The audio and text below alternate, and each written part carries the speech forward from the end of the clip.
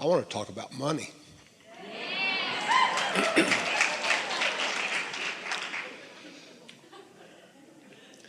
Now, I'm willing, but I don't want to win the lottery. I want to be not afraid about money.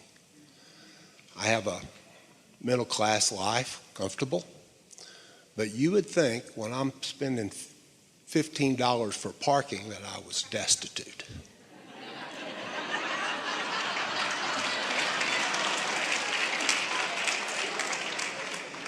And there's three topics intermingled: money, self-worth, and spirituality. Yesterday, what I heard, I don't know if it's what was said, but what I heard... Doesn't matter what was said, it only matters what you heard. ...was talking about sexuality. And it's like you can't be spiritual and sexually active. That was the beginning premise, but that's not the way it is, yeah. Right. So for me, it's like you can't be spiritual and have money. A lot of people feel that way. Now, that does not appear to be your problem.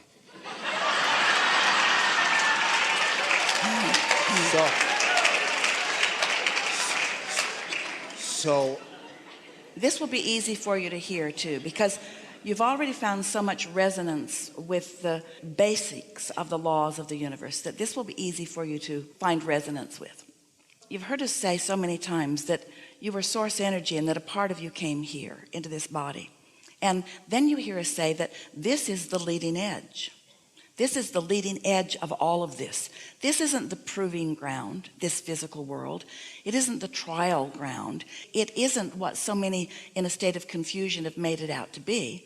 This is the environment where vibrations turn to thoughts and thoughts turn to things that can be interpreted through the physical senses. And so this is the result of all of this spirituality. This is the result of all of this source energy. All of this abundance is the result of all of this energy that is allowed or created or at the root of this abundance. And so sometimes people worry that if they are involved in something that earns money, that they may not be spiritual, because they want to associate struggle and sacrifice with spirituality. And that is the biggest flawed premise that they begin with, because there is no shortage consciousness in source. Source is extending abundance and abundant vibrations and abundant thoughts to everyone. It's like raining down on all of you. But many have a resistant sort of shield up because they have that flawed premise. And so you just have to sort of prove it to yourself. Yes? You said the word sacrifice yesterday, and you just mentioned it again. Because people think there's no gain without pain and so forth. And yes. One of our masters, spiritual masters, sacrificed in the Abrahamic religion. And I think that's where I'm tied up in. You have to willingly give up to give service to others. You're talking about Jesus? Yeah. It's interesting how humans who weren't thinking about alignment or not speak so much more about a state of misalignment than all of the alignment and all of the message that flowed in that state of alignment. That's what we're talking about when you try to learn teachings that have been written that weren't in your time, that weren't written to you, that weren't written about your questions. You have all of this that's flowing directly to you, and yet people want to dig up some form of something that was all those thousands of years ago and make it somehow apply to them.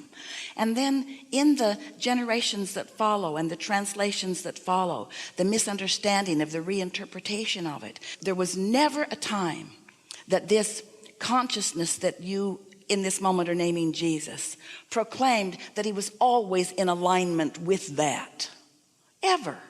And yet that's the way humans tell the story. And so they tell a story in a way that is flawed, and then you all measure yourself against a flawed story and then wonder why you can't accomplish that.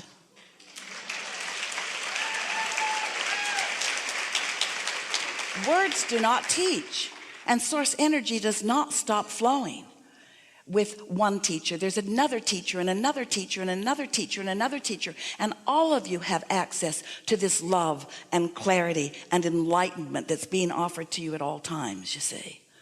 And so it's such a nice thing when you allow yourself a quieting of your mind, which puts to rest for a moment beliefs that aren't serving you, and allows you a personal connection to this loving, glorious consciousness of source, where you discover your own worthiness, your own value, your own connection with all that is good. Humans have discovered, and they continue to perpetuate it with each other, this real flaw in their thinking is a shortage consciousness that says there's only so much prosperity to go around. They think incorrectly that it's a finite amount, and then they squabble over how much you get and how much you get, and if you get it then I can't get it, not understanding that this evolution of abundance expands proportionately to the asking.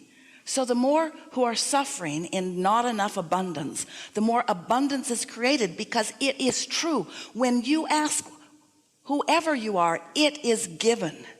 But the question is, are you in a state that is allowing what you've asked for to come in, or do you believe that you have to follow impossible rituals that have been passed on from generations in a not true way of understanding in order to be worthy? It's such an interesting thing to watch people pinching themselves off from the very source that they want to be with in order to prove their worthiness to be with that source. It's interesting that for so many humans, you've actually come to a place where you have rendered your own guidance system ineffective, because you say, if it feels good, it isn't.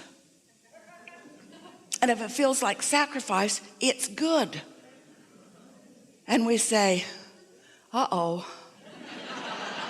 Because your inner being is offering you love, and you say, I must be doing something wrong. This feels too good. And when you're suffering, you say, see, God, I'm following your work.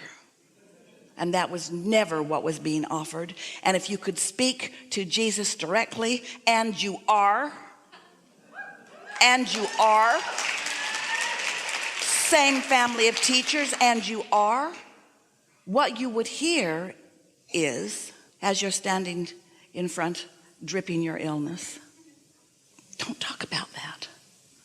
Go forth and tell no one. Don't keep active within you something that is blocking the wellness that is potentially within you. As you now know what you know, you can receive clarity about all of those things that are confusing.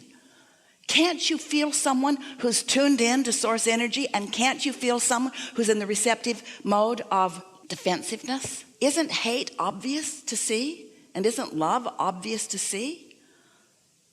How can a belief that you've picked up along your physical trail cause you to deny your own experience?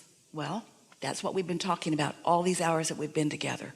Words don't teach. And the only way you're going to know is to find some way of disengaging from those beliefs that are in your way. And not everything you believe is in your way.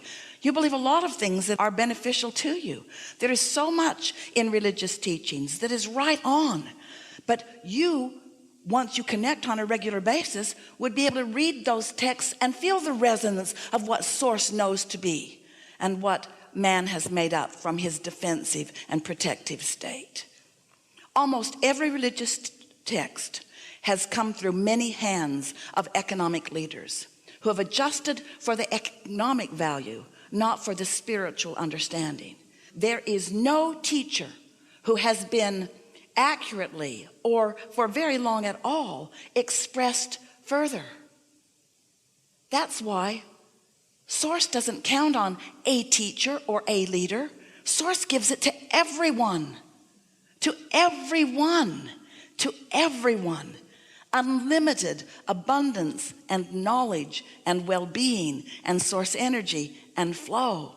It's not just funneled through a few who might get up in a bad mood and say something entirely different from what source said. We've been talking about that already, you see.